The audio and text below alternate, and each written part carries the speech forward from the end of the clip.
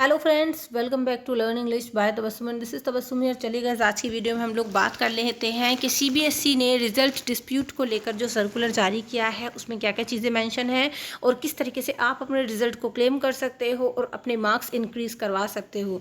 So guys, ये जो circular आया है इसी के जो मेन पॉइंट्स है वो मैं आपको बहुत ही ईजी और सिंपल लैंग्वेज में यहाँ पर बताने वाली हूँ। बट मेक श्योर अगर आपने अभी तक मेरे चैनल को सब्सक्राइब नहीं किया है तो all the CBSE latest updates के लिए चैनल को जरूर सब्सक्राइब करें, बेल आइकन को प्रेस करें ताकि आपसे एक भी अपडेट न छूटे। जो भी नोटिफिकेशन आता है वो मैं आपको बहुत ईजी लैंग्वेज में समझा देती हूँ। इसके अलावा इंग्लिश के सिलेबस के लिए भी आप चैनल को सब्सक्राइब कर सकते हैं और आप जो है अपना कंप्लीट सिलेबस घर बैठे कंप्लीट कर सकते हैं। सो गाइस देखिए, जो है सबसे ज़्यादा जो डाउट है बच्चों का वो है टाइप्स ऑफ डिस्प्यूट्स को लेकर। तो यहाँ पर जो नोटिफिकेशन में बताया गया है चीज़ों को, सबसे पहले मैं आपको टाइप्स बता देती हूँ कि भी इस डिस्प्यूट्स के टाइप कितना है ना।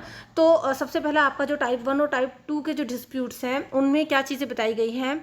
सो गाइस यहाँ पर देखिए लिखा हुआ है कि रिजल्ट जो है वो प्रिपेयर किया गया। रिजल्ट कमेटी ने जो आपका रिजल्ट तैयार किया था, आपको पता है 8 मेंबर्स ने मिलकर आपकी रिजल्ट कमेटी तैयार हुई थी और उसमें 8 मेंबर्स ने मिलकर आपका रिजल्ट प्रिपेयर किया था। और रिजल्ट जो है वो कुछ इस तरीके से प्रिपेयर किया गया आपका, ठीक है। क्लास 10th का 30%, 11th का 30% और 12th का 40%। लेकिन इस रिजल्ट को प्रिपेयर करने के बाद जब आपका जो है रिजल्ट डिक्लेयर हुआ तो उसके बाद काफ़ी सारे बच्चे नाखुश हैं अपने रिजल्ट से। उनको कहीं ना कहीं लगता है कि हमारे साथ अनफेयर हुआ है और हमारा रिजल्ट जो है सही तरीके से डिक्लेयर नहीं किया गया, मार्क्स हमारे कम हैं। सो इस तरीके से ये जो हमारा टाइप 1 है इसके अंदर गाइस वो स्टूडेंट्स आते हैं। The result committee has prepared the result and uploaded on the website of CBSE for its computation।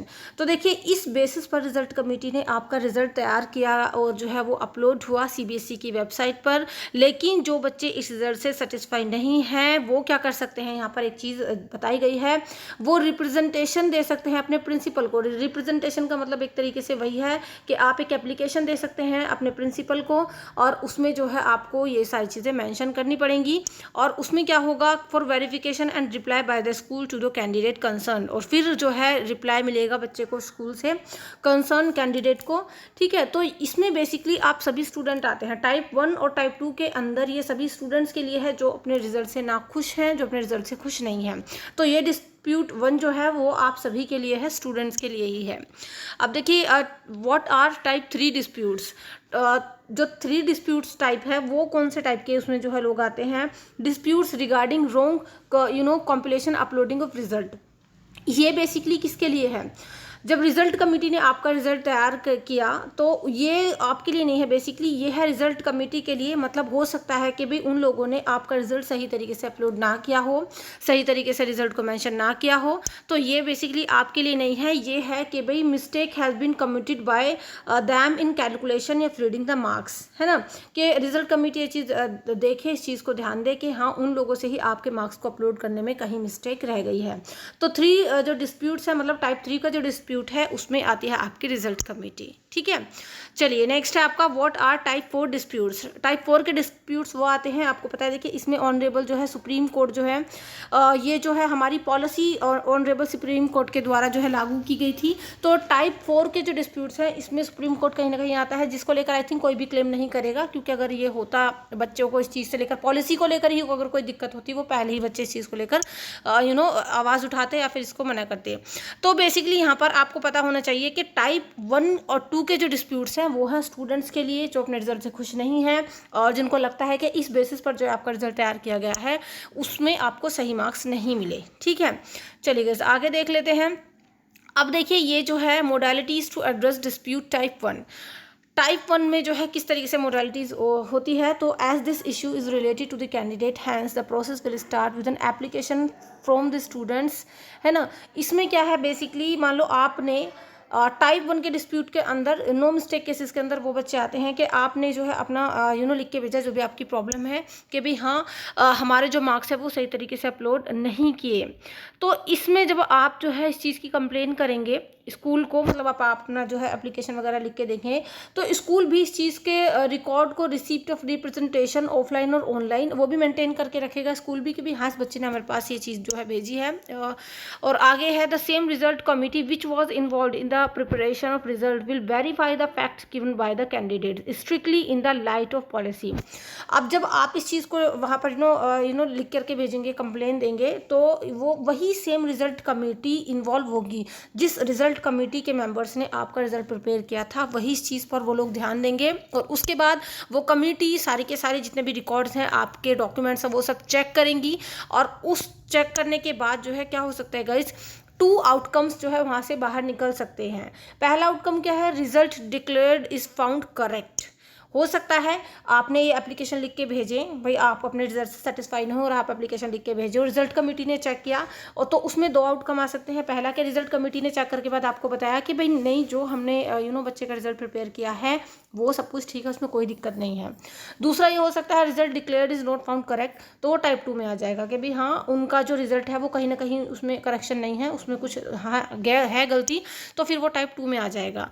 In case result declaration is found correct, अब देखिए क्या होगा, इन केस अगर रिजल्ट कमेटी ने आपका रिजल्ट वगैरह चेक किया और उनको सब कुछ ठीक लगा कि हाँ रिजल्ट आपका ठीक बना है, तो वो कैंडिडेट के पास जो है रिजल्ट कमेटी वेरीफाइंग रिकॉर्ड्स जो है भेजेगी और डिक्लेयर कर देगी कि भाई हाँ कोई भी मिस्टेक नहीं हुई है, रिजल्ट आपका ठीक है। तो ये डिस्प्यूट वहीं के वहीं रिजॉल्व हो जाएगा, आगे फिर ये मैटर नहीं बढ़ेगा।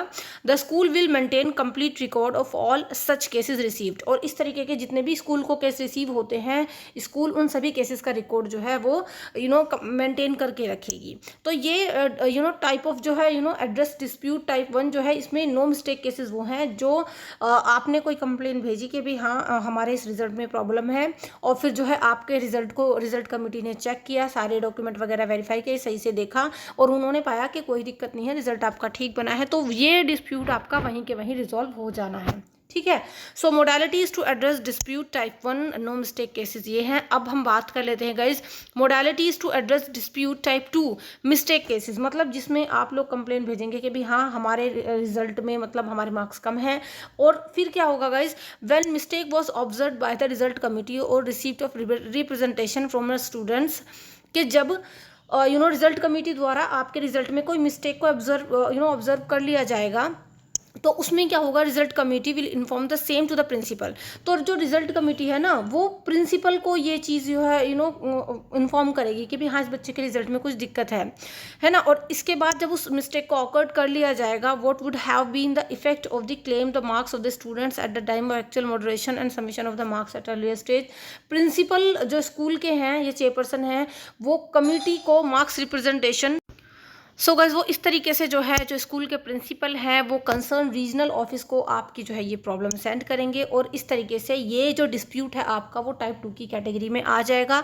यानी यहाँ पर आकर अगर आप टाइप 2 की कैटेगरी में आते हो, आपके रिजल्ट में पाई जाती है दिक्कत, तो कहीं ना कहीं उस पर एक्शन लिया जाएगा, है ना, लिया ही जाएगा। आपका जो है उसमें मार्क्स आपके इंक्रीज किए जाएंगे, तो तब आप जो है टाइप 2 की कैटेगरी में आते हो।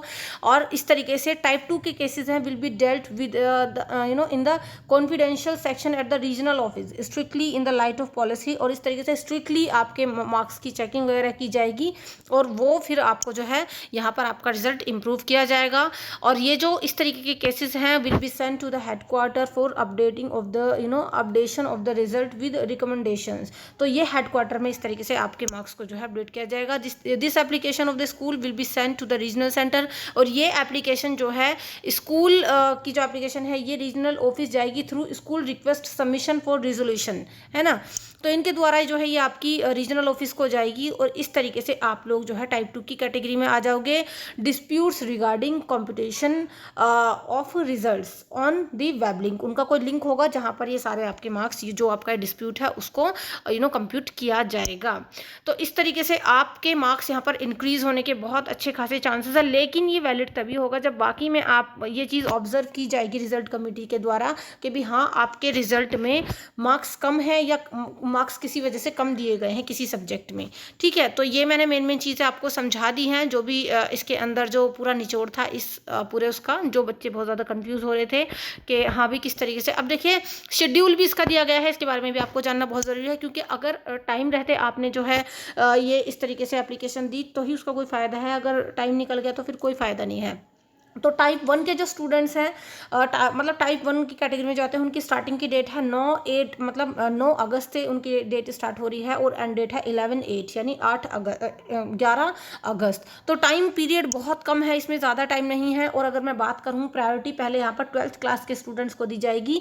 12th क्लास के जो स्टूडेंट्स हैं उनका जो डिस्प्यूट है उसको पहले प्रायोरिटी दी जाएगी और 10th वाले बच्चों को बाद में। 10th वालों को भी जाएगी लेकिन बाद में, पहले डिस्प्यूट रिजॉल्व किए जाएंगे 12th वाले स्टूडेंट्स के, है ना। इसी तरीके जो टाइप 2 है उनकी स्टार्ट डेट है 11/8 और एंड डेट है उनकी 14/8, ठीक है। टाइप 3 में तो खैर है ही नहीं, जो भी है। तो इस तरीके से प्रोसेस की भी यहाँ पर डेट है, स्टार्ट डेट 10th/8 और इस तरीके से एंड डेट है हमारी 13/8। और टाइप 2 के स्टूडेंट्स की स्टार्ट डेट है 12th/8 और एंड डेट है 16/8। तो जल्द से जल्द ये सारा काम प्रोसेस में जाएगा और जल्द से जल्द सारी आउटकम जो है निकल करके बाहर आएंगे। सो गाइस, मैंने आपको मेन चीज़ें समझा दी हैं। अगर अभी भी कहीं कोई डाउट है तो मेक श्योर आप कमेंट ज़रूर करके मुझे बताइएगा अगर आपका कोई भी डाउट हो तो। इसके अलावा सभी लेटेस्ट अपडेट्स के लिए चैनल को ज़रूर सब्सक्राइब करके रखें। अब देखिए अगला जो डाउट है आपका वो ये होगा, आई थिंक जिन बच्चों को अपने रिजल्ट से सेटिस्फेक्शन नहीं है कि भी हम एप्लीकेशन किस तरीके से लिखें, तो एप्लीकेशन रिगार्डिंग वीडियो में जल्दी लेकर के आऊँगी। प्लीज़ जल्दी से कमेंट करके बताना। वीडियो थोड़ी सी अच्छी लगी हो तो लाइक एंड शेयर कर देना। लेटेस्ट अपडेट्स के लिए चैनल को जरूर सब्सक्राइब करना। चलिए see you in the next video. Till then be a learner and learn English. Thank you and good bye.